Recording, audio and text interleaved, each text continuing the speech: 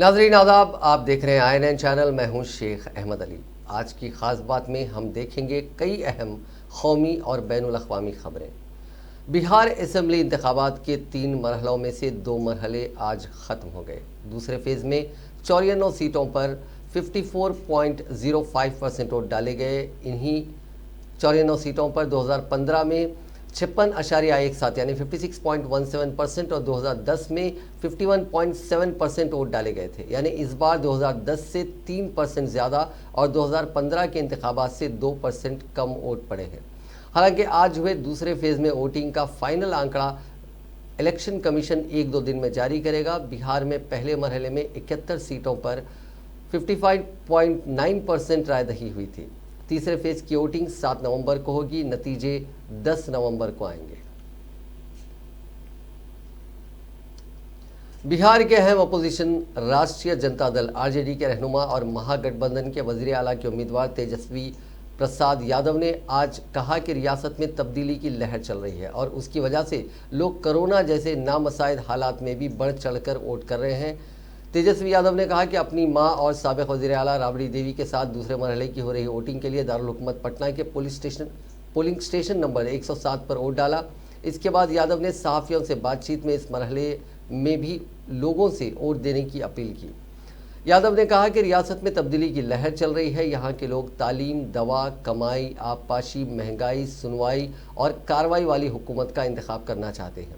उन्होंने कहा कि वज़ीर आज़म नरेंद्र मोदी को उन्होंने ख़त लिखकर सवाल पूछा है और उम्मीद की है कि मोदी अपनी रैली में इन बातों पर वजाहत पेश करेंगे।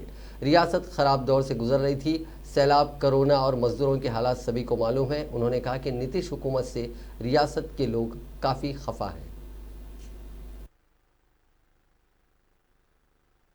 दूसरे चरण का मतदान जो है वो शुरू हो चुका है और मैं सभी बिहार के लोगों से अपील करूंगा कि सभी लोग जो है मतदान केंद्र पे जाकर के इस लोकतंत्र का जो फेस्टिवल है, जो लोकतंत्र का जो त्यौहार है, इसमें भागीदारी ज़्यादा से ज़्यादा लें और सब लोग से अपील करेंगे और उम्मीद है कि अपनी सुरक्षा कोरोना को देखते हुए मास्क, सैनिटाइजर का सब लोग इस्तेमाल करें। साथ ही साथ जो परिवर्तन की जो लहर जो बह रही है, जो बदलाव लोगों के मन में है, आज बिहार के लोग पढ़ाई, दवाई, कमाई, सिंचाई, महंगाई और सुनवाई और कार्रवाई वाली सरकार को चुनना चाहते हैं। मुझे पूरा भरोसा है कि लोकतंत्र। कांग्रेस के साबिक सदर राहुल गांधी ने असेंबली इंतखाबात में दूसरे मरहले की वोटिंग में भी बिहार के वोटरों से पसंद की नई हुकूमत का इंतखाब करने के लिए लाजमी तौर पर वोटिंग करने की अपील की थी। राहुल गांधी ने मंगल की सुबह ट्वीट किया था कि आज बिहार के कुछ जिलों में वोटिंग का दूसरा मरहला है, वोट ज़रूर करें ताकि आपकी पसंद की नई हुकूमत बने। उन्होंने बिहार में इंतखाबी तशहीर के अपने प्रोग्राम की भी मालूमात दी और लिखा कि आप सब से मिलने बिहार के कोढ़ा और किशनगंज आ रहा हूँ। बढ़ती बेरोजगारी, किसानों पर आफत, कमज़ोर मईशत जैसे कई मसलों पर बात होगी।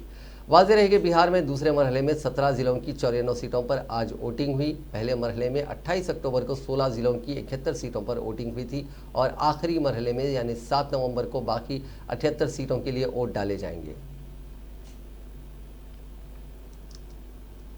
वज़ीर आज़म नरेंद्र मोदी ने आज कहा कि रियासत की आवाम ने झूठे ख्वाब दिखाने वाले डबल युवराज को मुस्तरद कर दिया है ताकि एक अज़ीमुश्शान और जदीद खुद कफ़ील बिहार की तामीर में मरकज़ी और रियासत की डबल इंजन यानी कौमी जमहूरी इत्तेहाद NDA हुकूमत से ताकत मिल सके। मोदी ने तीसरे और आखिरी मरहले के इंतखाब वाले इलाकों के NDA उम्मीदवारों के हक़ में अरारिया ज़िले के फाबसगंज और सहरसा ज़िले में इंतखाबी इजलास को खिताब करते हुए कहा कि पहले और दूसरे मरहले की वोटिंग से मिल रहे रुझाना से ये साफ हो गया है कि बिहार के लोगों ने जंगल राज और डबल युवराज को मुस्तरद कर दिया और रियासत में NDA की हुकूमत के लिए वोटिंग की है। उन्होंने कहा कि बिहार के लोग खुद कफील हिंदुस्तान और खुद कफील बिहार के लिए पुरअज़्म है। बिहार के लोग जानते हैं कि ये अज़्म तभी पूरा होगा जब मरकज़ और रियासत दोनों जगहों पर NDA की हुकूमत होगी और इससे डबल इंजन की ताकत मिलेगी।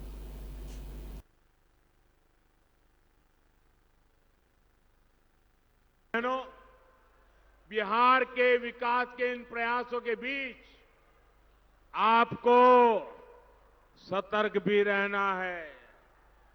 सतर्क उन लोगों से जिनका इतिहास बिहार में जंगल राज का है। सतर्क उन लोगों से जो बिहार के लिए नहीं, सिर्फ अपने लिए, सिर्फ अपने परिवार के लिए जीते हैं। सतर्क उन लोगों से जिन्हें बिहार की मान मर्यादा, बिहार के मान सम्मान से कोई लेना देना नहीं। भाइयों और बहनों, बिहार की अनेकों वीर माताएं अपने लाल, अपनी लाडली को राष्ट्र रक्षा के लिए समर्पित करती है। बिहार के शूरवीर देश की सीमा, देश की संप्रभुता की रक्षा के लिए सर्वोच्च बलिदान देते हैं, देश की रक्षा करते हैं। लेकिन बिहार को जंगल राज बनाने वालों के साथ ही उनके करीबी चाहते, क्या चाहते आपको पता है? वो चाहते हैं आप भारत माता की जय के नारे न लगाएं। सोचिए, हमारा देश, हमारी भारत माता, लेकिन ऐसे भी लोग हमारे सामने हैं जो भारत मां की जय बोलने से इनको बुखार आ जाता है। सोचिए, छठी मैया को पूजने वाली इस धरती पर जंगल राज के साथी चाहते हैं कि भारत मां की जय के नारे ना लगे। वो चाहते हैं आप जय श्री राम भी ना बोले। भाइयों और बहनों, बिहार असेंबली इंतखाब के पेश नज़र आज जहां एक तरफ दूसरे मरहले की पोलिंग जारी है, वहीं दूसरी तरफ तीसरे मरहले के लिए सियासी पार्टियों के सरकर्दा कायदीन के जरिए इंतखाबी तशहीर का अमल भी जारी था। पीएम नरेंद्र मोदी ने भी आज एनडीए उम्मीदवारों के हक में 2 मकामात पर इंतखाबी जलसे से खिताब किया। सहरसा में भी एक रैली हुई जहां मौजूद एक नौजवान ने मीडिया से बात करते हुए पीएम नरेंद्र मोदी से कोई तवक्को न होने की बात कही और बताया कि वो रैली में सिर्फ ये सुनने आया है कि पीएम अब कौन सा झूठ बोलने वाले हैं। दरअसल नवभारत टाइम्स के न्यूज़ पोर्टल पर एक वीडियो अपलोड किया गया जिसमें सहरसा रैली में मौजूद कुछ नौजवानों ने रोजगार को इस इंतखाब का अहम इशू बताया और पीएम मोदी से इस सिलसिले में कोई उम्मीद ना होने की बात कही। वीडियो में एक नौजवान से जब यह सवाल किया गया कि वो रैली में क्यों आए हैं तो उन्होंने बताया कि अब मेरा पीएम मोदी पर कोई भरोसा नहीं है, बस उनका नया झूठ सुनने के लिए आया हूँ। एक नौजवान ने यह भी बताया कि रोजगार ही एक बड़ा मसला है और यही वजह है कि हमेशा बीजेपी को वोट दिया, लेकिन इस बार तेजस्वी को वजीर आला बनाए जाने के हक में वोट डालेंगे। उन्होंने ये भी कहा कि तेजस्वी एक नौजवान लीडर है और उसमें काम करने की ललक दिखाई दे रही है। अमेरिका में सदारती इंतखाबात के लिए फाइनल राउंड की वोटिंग शुरू हो गई है। सबसे पहले न्यूयॉर्क, न्यू जर्सी और वर्जीनिया में इसकी शुरुआत हुई। न्यू हैम्पशायर की एक छोटी सी टाउनशिप डिक्सले नॉच में पहले ही वोट डाले जा चुके हैं। ये टाउनशिप अमेरिका कनाडा बॉर्डर पर बसी है। यहाँ सिर्फ 5 वोटर्स हैं। इन सभी ने डेमोक्रेटिक उम्मीदवारों को बाइडन को वोट दिया। इस तरह डिस्कविले नॉच टाउनशिप सदारती ओहदे के लिए अपनी पसंद जाहिर करने वाली मुल्क की पहली जगह बन गई है। यहाँ आधी रात के कुछ देर बाद वोट डाले गए। उनकी गिनती फाइनल वोटिंग वाले दिन की गई। वोटिंग के कुछ वक्त पहले डोनाल्ड ट्रंप ने एक वीडियो ट्वीट कर लोगों को वोट डालने की अपील की। वहीं जो बाइडन ने कहा कि अगर वो सदर बने तो उनके मंसूबे क्या होंगे। उन्होंने एक और ट्वीट कर वोट डालने के लिए कहा।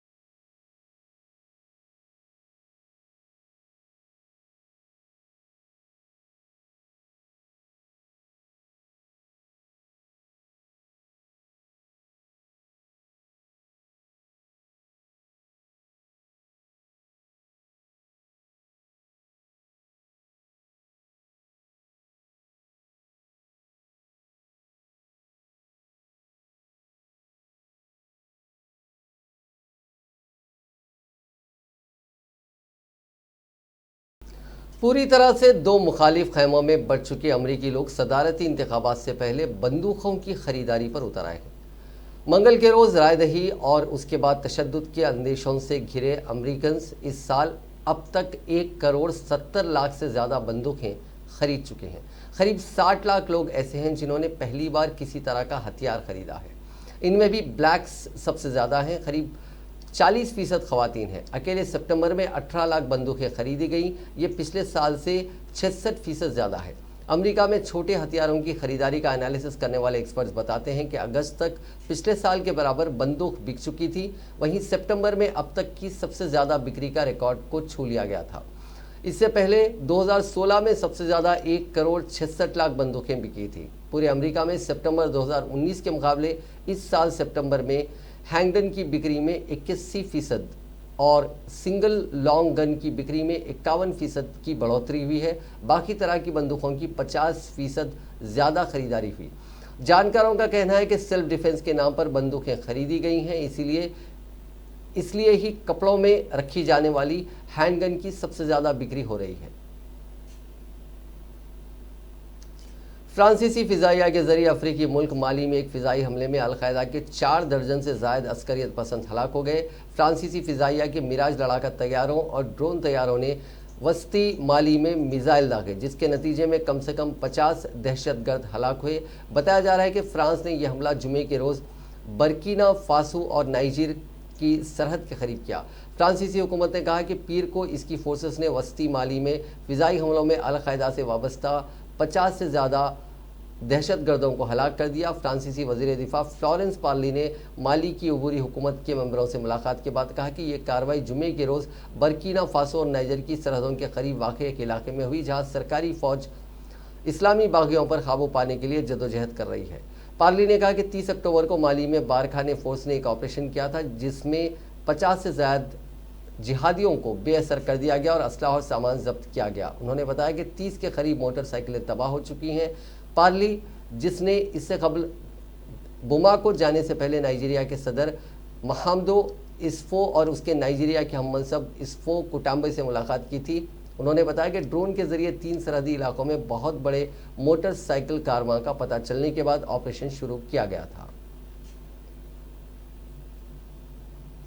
ऑस्ट्रेलिया की दारुल हुकूमत वियना में दहशतगर्द हमला हो गया। हमला ठीक वैसे ही था जैसे कि 12 साल पहले 26 नवंबर 2008 को मुंबई में हुआ था। मुल्क में लॉकडाउन लगने जा रहा था, उससे ठीक एक रात पहले दारुल हुकूमत की सड़कों पर दहशतगर्द बंदूकें लेकर उतर आए। उन्होंने 6 अलग अलग लोकेशंस पर अंधाधुंध फायरिंग की। इसमें 4 लोगों की मौत हो गई और 17 जख्मी हो गए। पहले मरने वालों की तादाद 7 बताई गई थी। ऑस्ट्रिया की न्यूज़ वेबसाइट क्रोन के मुताबिक इस हमले के पीछे आईसिस का हाथ है। वहीं डेली मेल ने ऑस्ट्रिया के होम मिनिस्टर कॉल नेहमार के हवाले से बताया कि पुलिस ने जिस एक दहशतगर्द को मार गिराया वो आईसिस से हमदर्दी रखता था।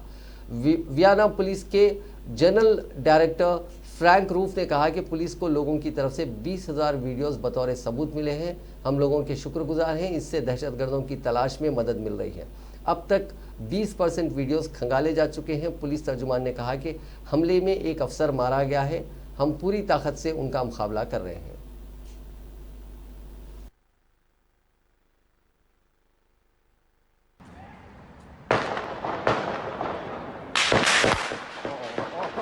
Kopf rein, Kopf rein. Das hat der Häuser getroffen. Kopf rein. Kopf rein.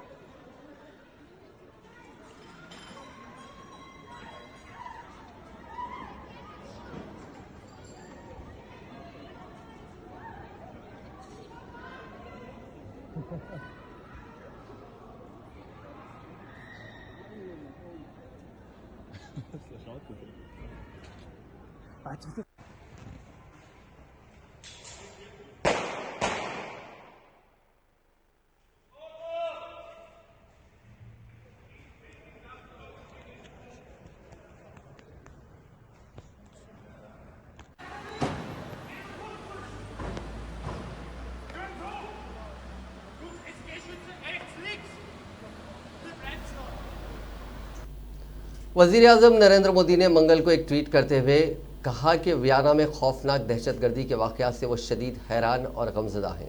इस दर्द की घड़ी में हिंदुस्तान ऑस्ट्रिया के साथ खड़ा है। मेरे ख्यालात महलूकीन और उनके गमज़दा कुंभों के साथ हैं। पीर को वस्ती वियना में मुतअद्दिद मुसल्लह अफराद की फायरिंग के बाद 4 अफराद हलाक हुए। पुलिस ने ट्विटर पर कहा कि फायरिंग में कम से कम एक शख्स हलाक हुआ और जख्मियों में एक पुलिस अफसर भी शामिल है। मथुरा के नंद बाबा मंदिर में 2 मुस्लिम लड़कों के नमाज पढ़ने का वाक़या अभी तक ठंडा नहीं हुआ था कि मथुरा ज़िले के ही गोवर्धन में एक मस्जिद के अंदर हनुमान चालीसा पढ़ने के इल्ज़ाम में 4 अफराद को आज गिरफ्तार किया गया। बता दें कि मंगल के रोज़ फैज़ल खान और चांद मोहम्मद ने मथुरा के नंद बाबा मंदिर में नमाज़ पढ़ी थी। फैज़ल ने नमाज़ पढ़ने की एक तस्वीर सोशल मीडिया पर डाल दी थी, जिसके बाद सियासी हंगामा आराई शुरू हो गई। ताहम बाद में फैज़ल के खिलाफ आईपीसी की सेक्शंस के तहत मुकदमा दर्ज किया गया था और उसे देर शाम गिरफ्तार कर लिया गया था। फैज़ल ने सबको बताया था कि वो भी मशहूर शायर रस खान की तरह भगवान कृष्ण में बहुत अकीदत रखता है और उनके ही कब्ज़े में होकर वो 84 कोस का सफ़र कर रहा है। वो सफ़र में तमाम मजहबी मकामात का भी दौरा कर रहा था। थाना इंचार्ज ने बताया कि उसने नंद भवन में नंद लाला और नंद बाबा का भी दौरा किया। हिंदुस्तान ने पाकिस्तान को निशाना बनाते हुए कहा कि वो सरहद पार से होने वाली दहशतगर्दी को फ़रोग देने के लिए कोरोना वायरस की आलमी वबा का फ़ायदा उठा रहा है। साथ ही कहा कि पाकिस्तान हिंदुस्तान की मजहबी जमातों में तफरीक पैदा करने वाली तकारीर का बेलगाम इस्तेमाल कर रहा है। अक़वाम मुत्तहिदा में हिंदुस्तान के मुस्तकिल मिशन के पहले सेक्रेटरी आशीष शर्मा ने दीगर सकाफ़तों या ममालिक के लोगों से नफ़रत और इससे मुताल्लिक़ अदम रवादारी के बारे में एक खुसूसी हममनसब से गुफ्तगू करते हुए पीर के रोज़ कहा कि पाकिस्तान हिंदुस्तान में महज एक बरदरी के खिलाफ ही नफ़रत पैदा करने वाले बयान नहीं दे रहा है, बल्कि तंजीमों, लोगों और आला कायदीन के खिलाफ भी ऐसा कर रहा है। उन्होंने कहा कि आलमी वबा की वजह से दुनिया की रफ्तार थम गई है, लेकिन पाकिस्तान ने इस वबा का फ़ायदा उठाते हुए सरहद पार से होने वाली दहशतगर्दी की हिमायत में इजाफा किया है।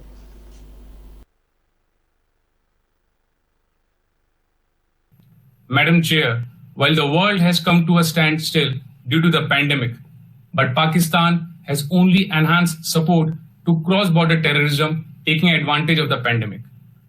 Pakistan has resorted to unbridled hate speech, trying to foment violence and intolerance in our country. The hate speech by Pakistan is not merely directed towards one community in India, but also against organizations, individuals, and even against high-ranking political leaders. Pakistan is trying to create divisions among our religious communities as well. Fortunately, their provocation is falling on deaf ears, since India has had a tradition of pluralism and coexistence where all communities live in harmony under a democratic framework. We call on Pakistan to practice coexistence in their own country and eschew all sectarian violence, discrimination, and intolerance against their own people. Pakistan has yet again abused this platform to forward its nefarious political agenda. I condemn the comments made by the representative of Pakistan. Madam Chair, India is fighting COVID-19 pandemic in the most transparent manner with equal access to medical facilities for all citizens. Special efforts have been taken to ensure that the vulnerable communities are provided adequate medical support. I thank you, Madam Chair. Tablighi Jamaat के 8 गैर मुल्की अरकान अदालत से बरी होने के बावजूद अभी तक अपने मुल्क वापस नहीं जा सके हैं। कोरोना लॉकडाउन में खिलाफ वर्जी करने के इल्ज़ाम से 24 अगस्त को अदालत ने उन्हें बरी कर दिया था, लेकिन सभी जमाती अफराद के पासपोर्ट जब्त हैं। बग़ैर पासपोर्ट के जमात के अफराद कैसे अपने मुल्क लौटेंगे? इसके पेश नज़र साकेत कोर्ट में एक अर्जी दाखिल की गई है। अदालत ने दिल्ली पुलिस से इस मामले पर जवाब दाखिल करने को कहा। इन सभी 8 बैरून मुल्क के जमाती अफराद को 24 अगस्त को मेट्रोपॉलिटन मजिस्ट्रेट की अदालत में इल्ज़ामात से बरी कर दिया गया था। अदालत ने अब मामले की समाअत के दौरान दिल्ली पुलिस से पूछा है कि उन गैर मुल्कियों को उनके मुल्क भेजने के लिए क्या प्रोसेस अपनाया जा रहा है।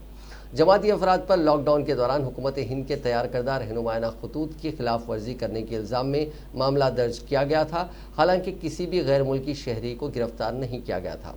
ज़्यादातर गैर मुल्की शहरियों ने अपनी गलती तस्लीम कर ली थी। अदालत ने उसी बुनियाद पर उन्हें राहत दी थी। गैर मुल्की शहरियों को उनके मुल्क भेजने को लेकर वकील आशमा मंडल और मंदाकिनी सिंह की तरफ से अदालत में अर्जी दाखिल की गई है। साकेत कोर्ट में दाखिल अर्जी में कहा गया था कि उन गैर मुल्की शहरियों को उनका पासपोर्ट लौटाया जाए, साथ ही उनके खिलाफ जारी लुकआउट नोटिस को बंद कराया जाए ताकि ये सभी अपने मुल्क वापस लौट सकें। हालांकि मुश्किल उन गैर मुल्कियों को अपने मुल्क लौटने की थी, जिस पर साकेत कोर्ट ने अब दिल्ली पुलिस से उनकी वापसी का इंतजाम करने को लेकर जवाब मांगा है।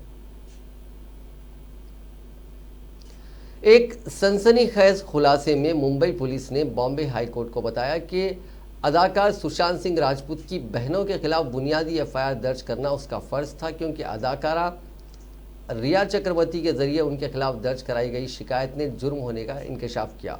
मुंबई पुलिस ने अदालत में एक हलफनामा दाखिल किया, जिसमें सुशांत सिंह राजपूत की बहनों प्रियंका सिंह और मीतू सिंह की अर्जी खारिज करने की गुजारिश की गई। इसमें पुलिस ने खदशा जाहिर किया कि शायद बहनों की तरफ से सुशांत सिंह राजपूत को दी गई दवाओं के बाद ही उनकी जहनी हालत बिगड़ी है। सुशांत सिंह राजपूत की बहनों ने मुबैना तौर पर धोखाधड़ी और अपने भाई के लिए दवाइयों का फर्जी पर्चा बनाने को लेकर दर्ज एफआईआर खारिज करने की अपील की है। बांद्रा पुलिस ने रिया चक्रवर्ती से शिकायत मिलने के बाद सितंबर में सुशांत सिंह राजपूत की बहनों के खिलाफ एफआईआर दर्ज की थी। बांद्रा पुलिस के सीनियर इंस्पेक्टर निखिल कापसे के जरिए दायर हलफनामे में उन इल्जामात से इनकार किया गया था कि पुलिस अर्जी गुजार या किसी मुतवफ़ी शख्स के विखार को ठेस पहुंचाने की कोशिश कर रही है। हलफनामे में कहा गया कि सुशांत सिंह राजपूत की बहनों के खिलाफ एफआईआर दर्ज करके पुलिस सीबीआई के जरिए की जा रही जांच को मुतासिर करने या पटरी से उतारने की कोशिश नहीं कर रही है। इसमें कहा गया कि प्रियंका और मीतू के खिलाफ एफआईआर रिया चक्रवर्ती के जरिए मुहैया कराई गई इत्तला की बुनियाद पर दर्ज की गई, जिसमें जुर्म होने का इंकशाफ हुआ। हलफनामे में दावा किया गया कि शिकायत कुनिंदा ने रिया चक्रवर्ती के मुताबिक अर्जी गुजार ने दिल्ली के एक डॉक्टर की मदद से फर्जी मेडिकल पर्चा भेजा, जिसमें सुशांत सिंह राजपूत को घबराहट दूर करने वाली दवाइयां देने की बात कही गई थी। पुलिस ने हलफनामे में कहा कि उसकी मदद से डॉक्टर के जरिए सुशांत सिंह राजपूत को असल में जांच किए बगैर मुमकिना मौसर दवाएं दी गई और राजपूत की खुदकुशी में मुमकिना तौर पर उसका भी हाथ था। दिल्ली में हवा का मियार मंगल को इंतहाई ख़राब ज़मरे में रहा। सेंट्रल पोल्यूशन कंट्रोल बोर्ड के मुताबिक आज दारुल हुकूमत में हवा का मियार इंडेक्स 332 रिकॉर्ड किया गया, जो इंतहाई ख़राब ज़मरे में आता है। दिल्ली में हवा की रफ्तार, पराली जलाने और दीगर अहम असबाब ने इंतहाई ख़राब हवा के मियार में एक अहम किरदार अदा किया है। दारुल हुकूमत दिल्ली में आज सुबह कम से कम दर्जे हरारत 10.6 डिग्री सेंटीग्रेड रिकॉर्ड किया गया था, जबकि रुतूबत की सतह 87% रही। हाथरस वाक़े से मुतालिक जांच की रिपोर्ट एसआईटी ने उत्तर प्रदेश हुकूमत के हवाले कर दी है। बताया जा रहा है कि एसआईटी की इस रिपोर्ट में कई अहम नुकात का तस्करा किया गया है और उसमें पुलिस के साथ साथ कुछ अफसरान के किरदार पर भी सवाल उठाए गए हैं। ये रिपोर्ट दाखिला सेक्रेटरी भगवान स्वरूप ने इंतजामिया को सौंपी है। मीडिया ज़राए से मौसूल हो रही खबरों के मुताबिक यूपी हुकूमत के जरिए तश्कील एसआईटी ने वाक़े के बाद पुलिस की कार्रवाई और ज़िले में पैदा हालात की बारीकी से जांच की। एसआईटी ने हाथरस वाक़े से जुड़े सभी लोगों के बयान भी दर्ज किए और मुतासिरा कुंबे से तफसीली बातचीत की। वाज़ेह है कि हाथरस वाक़े के बाद लापरवाही के इल्ज़ाम में ज़िले के एसपी सीओ समेत दीगर जिम्मेदार पुलिस एहलकारों को मुअत्तल कर दिया गया था। हंगामा बढ़ने और दबाव के बाद योगी हुकूमत ने दाखिला सेक्रेटरी भगवान स्वरूप की सदारत में एसआईटी तश्कील दी थी। 3 रुकनी एसआईटी में डीआईजी चंद्र प्रकाश और पीएसी आगरा पूनम भी शामिल थी। एसआईटी को एक हफ्ते में ही अपनी रिपोर्ट जमा करनी थी, लेकिन बाद में कई बार तारीखें बदली गईं और अब ये रिपोर्ट हुकूमत के हवाले की गई है। अब बात कोरोना वायरस की। दुनिया में कोरोना से मुतासरीन का आंकड़ा आज 4 करोड़ 75 लाख के करीब पहुंच गया। 3 करोड़ 41 लाख 11,004 मरीज रिकवर हो चुके हैं। अब तक 12 लाख 13,495 लोगों की मौत हो चुकी है। अब भी 1 करोड़ 21 लाख 30 हज़ार से ज़्यादा लोग ज़ेरे इलाज हैं। इसी बीच फ्रांस में इन्फेक्शन की दूसरी लहर जानलेवा साबित हो रही है। यहाँ पीर के रोज़ 52,000 नए केसेस सामने आए। लॉकडाउन के बावजूद मामले बढ़ने से हुकूमत की मुखालिफत तेज़ हो गई है। वहीं फ्रांस में लॉकडाउन का असर नहीं हो रहा है। दूसरा लॉकडाउन लगाए करीब 1 हफ्ता गुजर चुका है, लेकिन अब तक इन्फेक्शन की शरह में कोई कमी नहीं आई है। पीर को वहाँ 52,518 मामले सामने आए थे। इसी दौरान 1,000 लोगों को तशवीशनाक हालत में हॉस्पिटल में एडमिट कराया गया। दूसरी तरफ लॉकडाउन के बावजूद मामले बढ़ने के बाद फ्रांस के वज़ीर आज़म इमैनुअल मैक्रोन हुकूमत दबाव में है। लोगों का कहना है कि लॉकडाउन हटा लेना चाहिए क्योंकि ये बेअसर साबित हो रहा है। हर दिन मामले बढ़ते ही जा रहे हैं। मुल्क में अब कुल मामले करीब 15 लाख हो चुके हैं। हिंदुस्तान में कोरोना के एक्टिव केसेस घटकर 5,40,000 हो गए हैं। पिछले 24 घंटों में 37,592 मुतासरीन मिले, 58,524 मरीज ठीक हो गए और 497 की मौत हो गई। इससे एक ही दिन में 21,443 एक्टिव केसेस कम हुए हैं। ये नए केसेस का 58% है, जो कि 12 अक्टूबर के बाद की दूसरी बड़ी गिरावट है। इससे पहले 26 अक्टूबर को 36,104 केसेस आए थे, जबकि 28,241 एक्टिव केसेस कम हुए थे। ये आंकड़ा नए केसेस का 78% था और 12 अक्टूबर के बाद सबसे ज़्यादा था। 21 जुलाई के बाद ये दूसरा मौका था जब 40,000 से कम केसेस आए हैं। 21 जुलाई को 39,170 केसेस आए थे। इसके बाद 26 अक्टूबर को 36,104 केसेस आए थे। 12 अक्टूबर के बाद 6 बार 20,000 से ज़्यादा एक्टिव केसेस कम हुए हैं। मुल्क में अब तक 82,66,000 केसेस आ चुके हैं। 76 लाख मरीज ठीक हो चुके हैं। 1,23,000 के करीब अफराद की इस बीमारी से जान जा चुकी है। अब हम आपको दिखाना चाहेंगे कि कैसे प्रत्येक सप्ताह जो नए मृत्यु के आंकड़े आते हैं औसत, उनमें कैसे गिरावट हो रही है। 16 सितंबर से 22 तेलंगाना में कोविड-19 के 1536 नए मामला दर्ज किए गए हैं, जिसके बाद रियासत में मामलात की तादाद बढ़कर 2,42,506 हो गई है। रियासत में बहैसियत मजमूई अमवात की तादाद बढ़कर 1,451 हो गई है, क्योंकि गुज़िश्ता 24 घंटों के दौरान मजीद 3 अमवात हुई हैं। महकमा सेहत की जानिब से जारी करदा बुलेटिन में कहा गया है कि रियासत में अमवात की शरह 0.55% यानी 0.55% है, जबकि मुल्कगीर सतह पर अमवात की शरह 1.5% है। गुज़िश्ता 24 घंटों के दौरान 45,021 कोविड-19 के मायने किए गए, ताहम 617 नमूनों की रिपोर्ट्स का इंतजार है। बहैसियत मजमूई 43,04,330 नमूनों की जांच रियासत में इस मर्ज के फैलने के बाद से की गई है। जीएचएमसी हदूद में 281 नए मामला दर्ज किए गए हैं। बकिया मामला रियासत के दीगर अजला में दर्ज किए गए हैं। वर्ल्ड हेल्थ ऑर्गेनाइजेशन ने एक बार फिर उन मुल्कों को इंतबाह जारी किया है जो कोरोना वबा को लेकर सख्त नहीं है।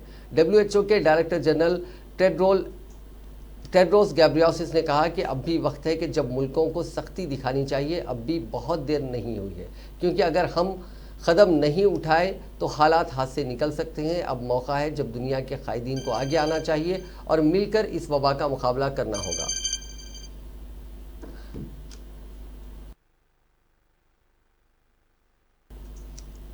अक़वाम मुत्तहिदा के सेक्रेटरी जनरल एंटोनियो गुटरेस ने सहाफ़ियों के खिलाफ जराइम की रोकथाम के आलमी दिन के मौके पर सहाफ़ियों को तहफ़्फ़ुज़ फराहम करने की अपील की। गुटरेस ने पीर के रोज़ अपने पैगाम में कहा कि जब सहाफ़ियों को निशाना बनाया जाता है तो माशरे को इसकी कीमत अदा करनी पड़ती है। अगर हम सहाफ़ियों का तहफ़्फ़ुज़ नहीं करते हैं तो मालूमात हासिल करने और सबूत पर मबनी फ़ैसले करने की हमारी सलाहियत में बहुत ज़्यादा रखना पैदा होता है। नाज़रीन, आज की ख़ास बात में बस इतना ही। आपसे कल मुलाकात होगी नई खबरों के साथ, नए एनालिसिस के साथ। फ़िलहाल दीजिए इजाज़त। खुदा हाफिज़।